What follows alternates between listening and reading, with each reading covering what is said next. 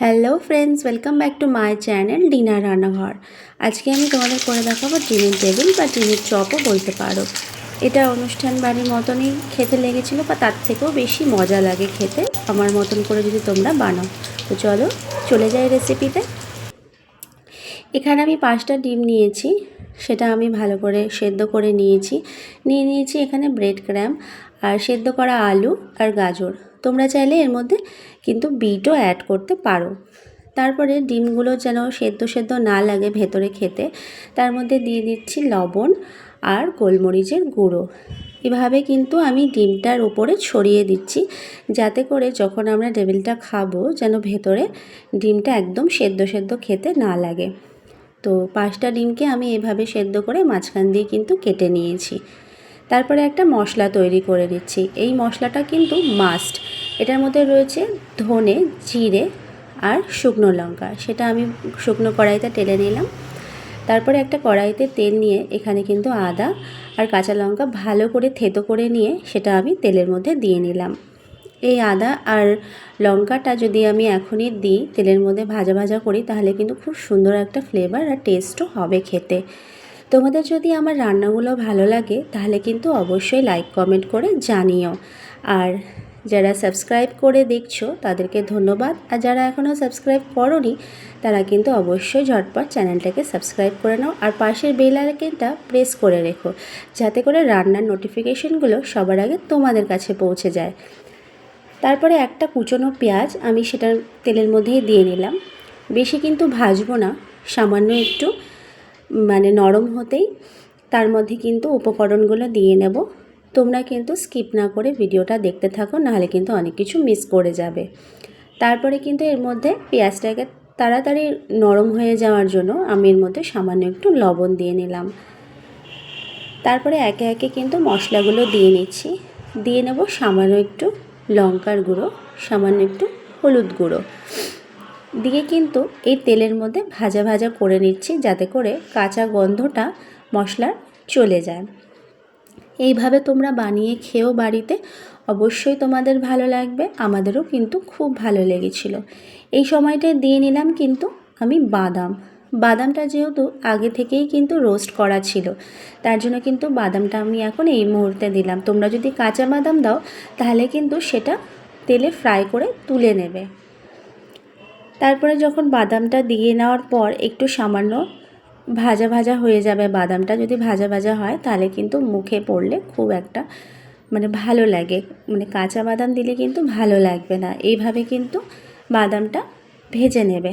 তারপরে আমি কিন্তু আলু আর সেই গাজরটা কিন্তু মাখিয়ে রেখেছিলাম, সেটার মধ্যেও কিন্তু সামান্য লবণ দিয়ে মাখিয়ে রেখেছিলাম। এবারে কিন্তু আমি সেটা দিয়ে নিচ্ছি। তারপরে সেটা তেলের মধ্যে দিয়েও কিন্তু আমি ভালো করে একটু ভাজবো, যাতে করে যেই এক্সেস জলটা থাকে সেটা যেন মরে যায়। এইভাবে কিন্তু আমি সেটাকে ভালো করে ফ্রাই করে নিচ্ছি। আমি তো আগেই বলেছি তোমাদের, রান্না কিন্তু সবাই জানে, সবাই এরকম টেবিল হয়তো বাড়িতে বানিয়েও খায়, কিন্তু সবার কিন্তু উপকরণ, মশলার উপকরণ বা রান্নার ধরনটা কিন্তু আলাদা। তোমরা সব সময় একই রকম হয়তো খেয়ে থাকো, এইভাবে কিন্তু বাড়িতে বানিয়ে খেয়ে দেখো, অবশ্যই তোমাদের ভালো লাগবে। তারপরে এর মধ্যে দিয়ে নিলাম কিন্তু সামান্য একটু চাট মশলা, আর দিয়ে নিলাম কিন্তু গরম মশলার গুঁড়ো। সেটা দিয়েও কিন্তু আমি ভালো করে তেলের সাথে এটা নাড়িয়ে চাড়িয়ে নিচ্ছি, যাতে করে আলুটা একটু টাইট হয়ে যায়। টাইট হয়ে গেলে তোমাদের কিন্তু টেবিলটা বানাতে সুবিধা হবে। সব সময় তো মানুষের বাইরের খাবার খেতে ভালো লাগে না, তাই কিন্তু ঘরেও এইভাবে আমরা যেটুকু যা থাকে ঘরে সেটা দিয়ে কিন্তু আমরা বানিয়ে খেতেই পারি। তারপরে কিন্তু দিয়ে নিলাম এর মধ্যে ধনে পাতা।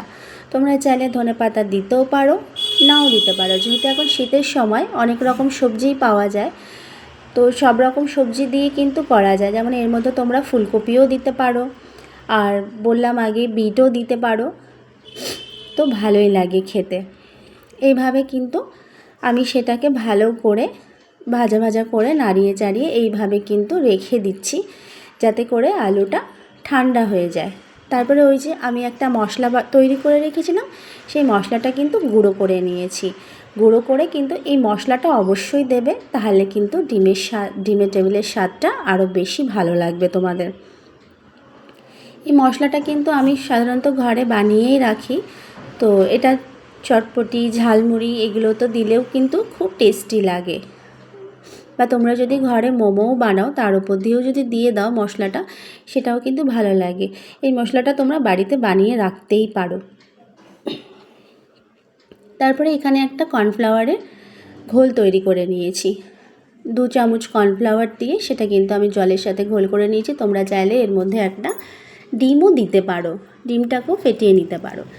তারপরে একে একে এই ডিমগুলোর মধ্যে আলুটা দিয়ে এরকম একটা শেপ তৈরি করে নিচ্ছি।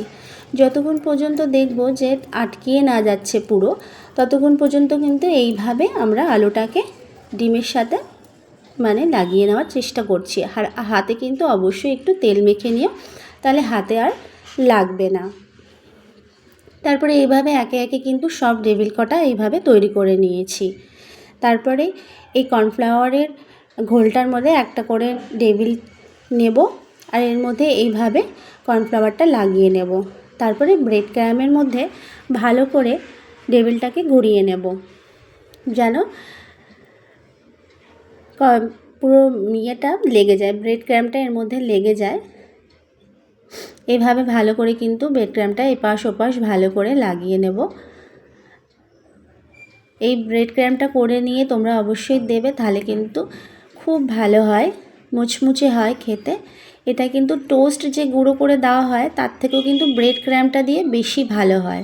নরম থাকে ব্রেড ক্রাম্বটা, আর যখন আমরা সেটা ফ্রাই করি একদম কিন্তু ক্রাঞ্চি হয়ে যায়।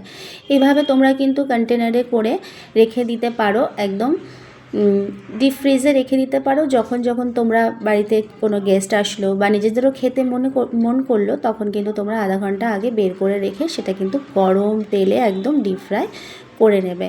আমিও এইভাবে বাড়িতে করে রাখি, যখন খেতে মন করে তখন কিন্তু এইভাবে একটা দুটো করে বানিয়ে খেতেই পারি।